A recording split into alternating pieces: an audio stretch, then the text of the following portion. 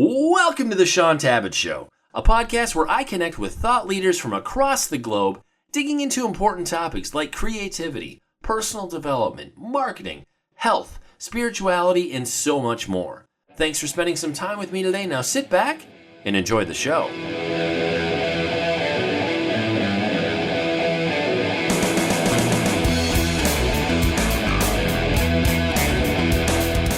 Today, my special guest is David Amerland, and we're going to be discussing his new book, The Sniper Mind: Eliminate Fear, Deal with Uncertainty, and Make Better Decisions. And that's published by our good friends over at St. Martin's Press. David, thanks for joining us on today's show. Shaun, I'm delighted to be here. Well, this is your first time on the show, David, so I know you're going to be new to many of my listeners. So first off, I'd like you to share a bit of what we might call the David Amerland origin story. What are a few of the interesting things that we're going to need to know about you before we hear about the book? Right. Okay. This is the part where I say, I was born, someday I'm going to die, and now I'm busy trying to find out why the first thing happened before the second one does. But really, like any kind of writer, my evolution has been fairly part of the market change, and everything happens with it. I was a business journalist before that. I worked in newspapers as a technological editor. Then I went into business journalism for a big corporation in the UK. And from that, I then sort of jumped into books. And throughout that, the common thread always has been technology, because that affects our lives. That changes so many things.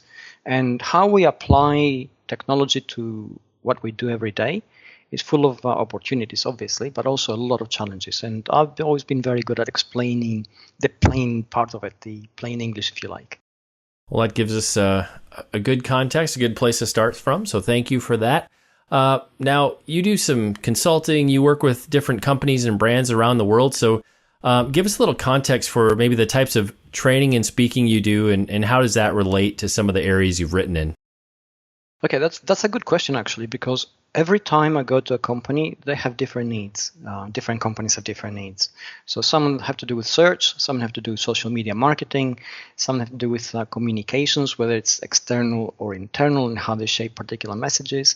Some are data mining and how they basically integrate all that into what they do. And there's a uniting thread to all this, because it's impossible for somebody to know all of this better than the people who actually use it. So they use me as an outside mirror, if you like. And they look at their processes, they look at what they do. They use my services to acknowledge some of their weaknesses and how they can fix them, and also see opportunities. But the uniting thread is a human connection, because it is us as people who drive everything. It is our ideas, our passion, our weaknesses, the way we interact or the way we fail to interact. And once we realize this, then we begin to fix it. And technology these days is basically the interface through which all this human frailty and human strengths and dreams and power and passion actually flow through. Well, and you've kind of already answered my next question, but I'm going to go there anyways, because I want to see where you take us. One of the thoughts I had is I was preparing for the interview and looking over the range of different types of books you've published. So, in my mind, I saw The Sniper Mind and I saw The Tribe That Discovered Trust. And I was like, that seems kind of like a shift or maybe a slightly different course from the books that were before that. And I think you kind of already alluded to where I think you would go with this answer, but would just be curious to hear about, from your perspective as an author, what was it that maybe caused you to shift from what previously sounded like more technical and marketing kind of focused or kind of hands-on books to more, I guess I would think of it as you went from some more micro topics to more macro topics. And so is it reaching a different audience or?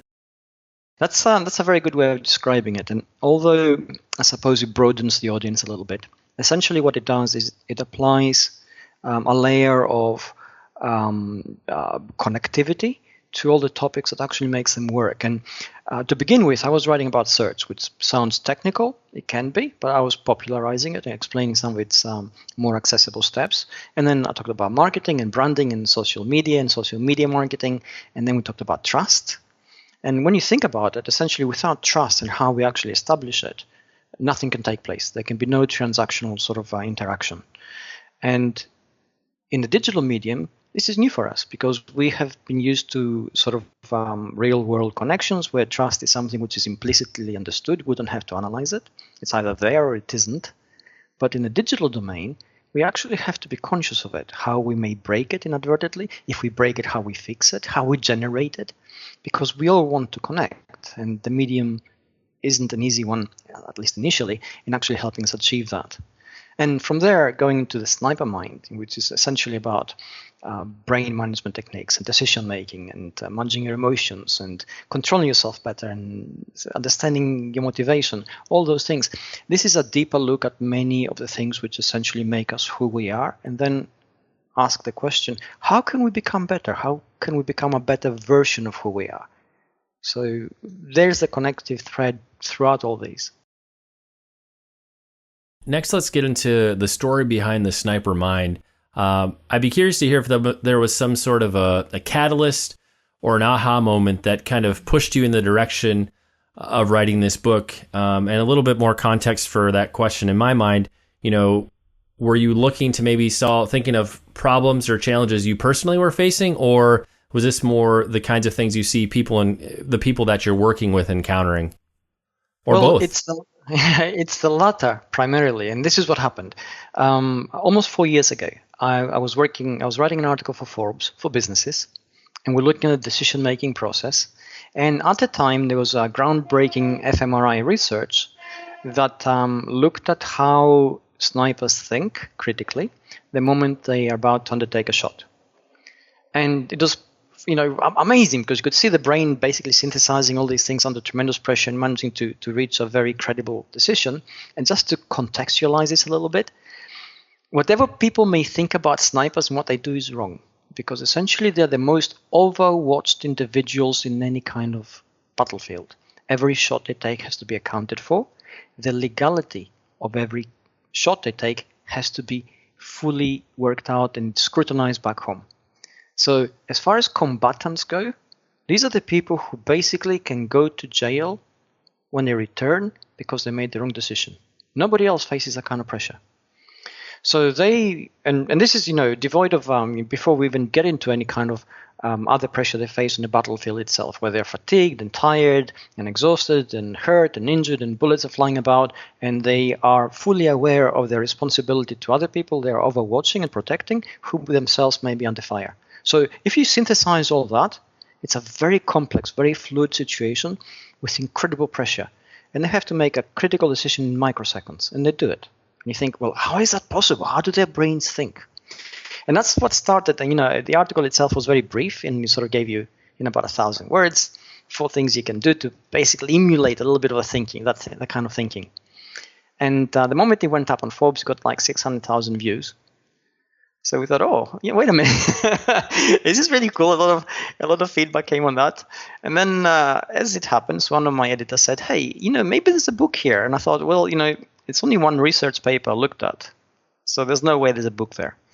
So I thought, let's go back and look. And I looked at all the research, and there's a lot more research and a little bit more research after that. And I thought, hey, this is really, really cool. So 3 years later, after a lot of sleepless nights, much research digging, and after talking to 100 snipers, active and retired, the book came about. So that was the journey. That's a fun journey. I'm sure it was a very intriguing and eye-opening process to talk to that many snipers. I listened to the audiobook, and just it was fun to hear you talking about just some of the communications challenges you face, just trying to get people to share, because this is kind of secret insider information. Another thing and I've got a funny story about that, because initially I knew I had to talk to snipers, right? And how do you actually? It's not like you can advertise on Craigslist for snipers to talk to you without getting a call from law enforcement, right? So I first went on Imgur, and I put up a poster saying, if you're a sniper, I've got a job for you. And that wording may have been a little bit not well thought through. So then I had to sort of go back and think about this. And then I talked to a few buddies who are in the communication business and a few business people, and they knew people in the army, and that was my in, basically. So after that, it's sort of, but the initial thing was quite daunting. Oh, that's a fun story. Thank you for sharing that. So in preparation for our talk today, I was taking a look at some of the reviews on Amazon, and the one title that really stuck out to me, and this is, I got to give a shout out to G. Rosenblatt. Thank you for your 5-star review. But the title of that review was A Book About Knowing Oneself, wrapped in a business book, wrapped in a book about snipers. I thought, hey, that really seemed like a pretty decent description. But what kind of for this part of our conversation, I wanted you to start us off and talk about the level of distraction and noise that people are facing right now in modern society. You already alluded to the fact that snipers have to make decisions under very difficult conditions, and there can be a lot of things vying for their attention. But what about whether it's somebody who's in business or just the average person out in the workplace today, or somebody who works even at home? What about the range of just utter and complete distraction that we're facing, and what are some of the negative effects that's having on us that would kind of even predispose us from making positive changes or moving forward? What a fantastic question, and it comes up frequently when I talk about the book. And you're right, the moment you mention snipers and what they do, they work in an incredibly noisy, full of distractions environment, and yet they manage to perform at an exceptionally high level. You say, how can they do it? And the answer is simple, right? They focus. You say, oh, that's it, right? Focus. How do I do that? And that's where it gets interesting, because in order to focus, really, you need to understand what's of real value to you. And you can't understand what's of real value to you if you don't understand who you are, fundamentally, really. And if we think about identity and who we are, we may think who we are, but it is not who we are. It is what other people expect us to be, what our friends and family want us to be, what our children and pets, perhaps looking up to us, want us to be, and think we are. And it's not that. Who we are fundamentally is something which we need to work really hard at in order to understand our core values. And the moment we do that, then we suddenly have all the inner strength to focus on what's really important, because we understand it's important to us and we want to work hard to achieve it. And that's how we learn to focus. And simple as I have made it sound now, it's not, because it's very introspective. We need to peel back all the layers of ourselves and say, this thing which I did the other day, that's total affectation. I don't even know why I did that. And that other thing which I did, that's, that total rubbish. I shouldn't have done that. And the thing I said the other day, that wasn't really me. I was just trying to be somebody else. And then, the deeper you get into, you realize there's a lot of things you can get rid of. And then you say, okay, who am I really? And the moment you begin to understand that, things become, a lot of the noise disappears, a lot of distractions don't matter anymore. And that's when you find your focus. That's when you find your purpose in many ways. And that is a frightening power. And the brilliant thing about this is we can all do it. So getting in touch with kind of that core identity, it's exciting and scary, but very powerful as we move in that direction.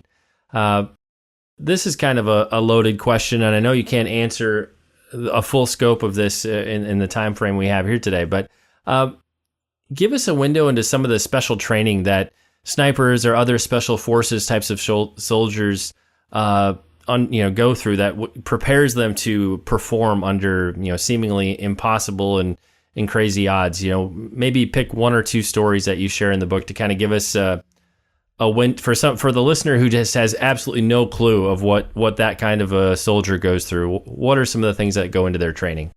Okay, that's a brilliant question, because it's challenging, and let's see if I can actually manage to give you a very complete answer. Now, whatever you look at, whether you look at the way Spartans trained 2,500 years ago, the way ancient samurai warriors trained, the way any kind of elite fighting force trained, and whether you look at special ops today, Delta Force or Navy SEALs or any kind of sniper training school, they all have the same thing. Basically, they have a physical component, and it's not to get you fit, probably fit already when you get there. It's not even to get you fitter. It's basically designed to physically break you. They have a mental component where they want you to be able to focus mentally when you're physically broken. Incredibly difficult. And for this, I'll give you an example. In sniper training, they give you're sleepless, so you're basically spent 48 hours on 4 hours sleep. You have just run a 6 miles, carrying 35 pounds, and you're wet, tired, and hungry. You get to headquarters, and they say, hey, that sign you passed, and 10 kilometers back. What did he say exactly, and where did he point to? And you have to be able to hold it in your head. And all this, the run takes place in the dark, just to make matters more interesting. So that's the mental component. Then there's the psychological component. At which point do you say enough is enough, and why? And this comes back down to why. Why do you want to be that person? Why do you want to do those things? It's finding yourself. Because really, at no point, enough is enough. You can't say, well, I'm giving up now. Because eventually, you're going to be on a mission, people will rely on you, and you're going to say, hey, guys, I'm going home. This is really too cold, too dangerous, too scary. I'm going back to the movie theater, which I had before I came here. Those things, which are comfort zones. And then there's the component which basically synthesizes all those things, which is the person you want to be, the person you aspire to become. So any kind of training has those components, and they all aim to do the same thing. They peel back the layers of your identity. They peel back your reasons for doing whatever until all that remains is a very solid core. And from that core, you can actually build on very real values.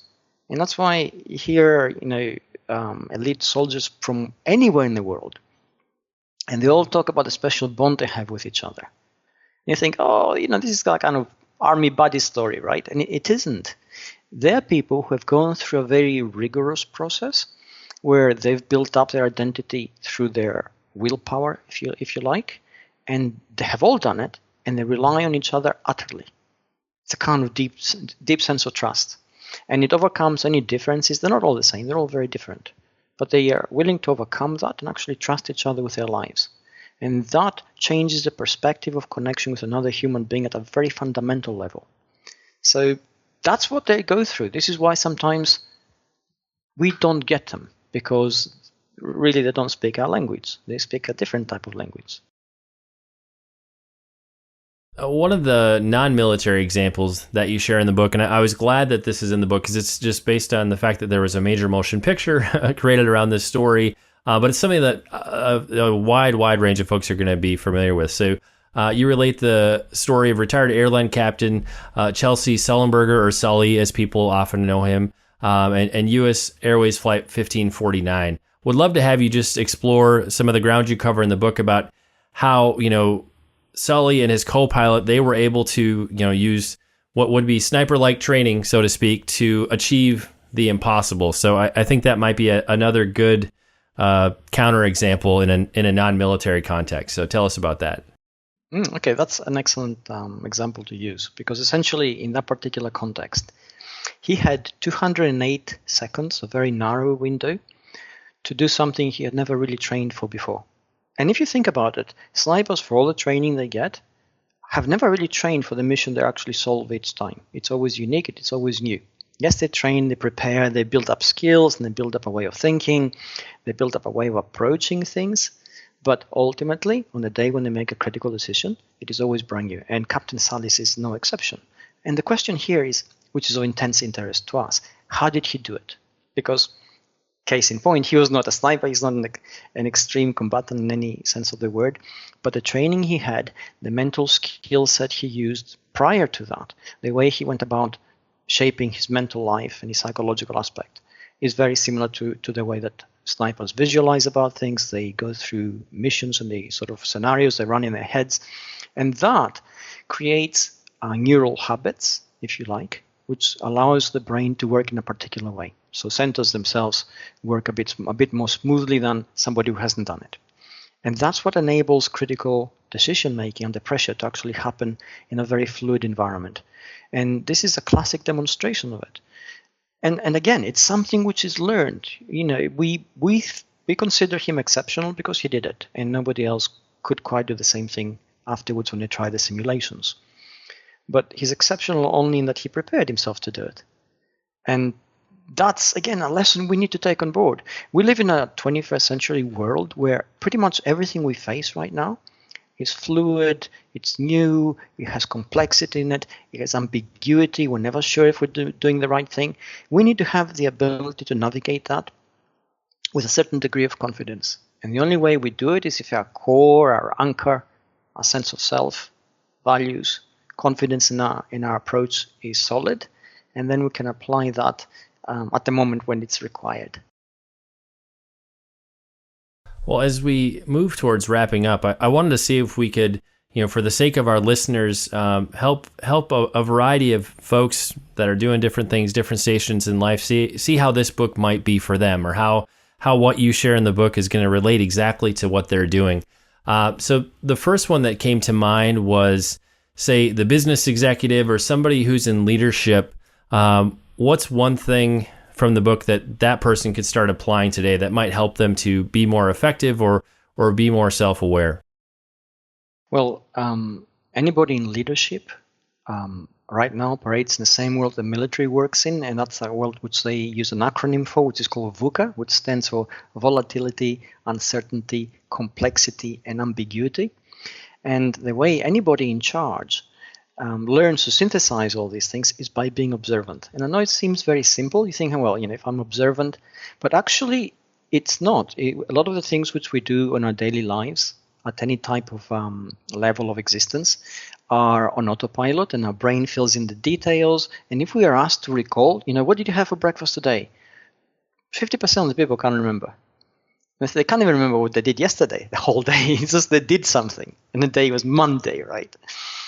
So learning to be observant changes the patterns in our brains. It changes the way we process information. It changes the way that we actually take on board details. We notice more things. We analyze things better. We synthesize scenarios better. From a leadership point of view, this is a critical skill. And it starts with very simple things, by observing pretty much everything which you do in everyday life and understanding its impact and how it actually links to everything else. And if anybody in a leadership position did that on a daily basis, I can guarantee that the decision making will change in a very short time. Well, this next one is kind of selfish for me because I'm involved in marketing books on a daily basis. But what about the person involved in, say, marketing products or services? After reading your book, I think they're going to have a better understanding of how the mind works. And I guess what I'm specifically thinking of here is, what would happen, say, when we put you talked about this a little in the book, sometimes somebody will have a time-limited offer put in front of them. And we see this all over the place with tools like ClickFunnels and other squeeze page-centric products. It's an area of marketing that I think anybody who's selling products and services, we all need to be more effective here. So, in some sense, how can they kind of reverse psychology this and use what they're learning to be more effective in marketing to others? Okay, what I'm going to say here in terms of what they need to do applies pretty much to every kind of role, but marketers in particular.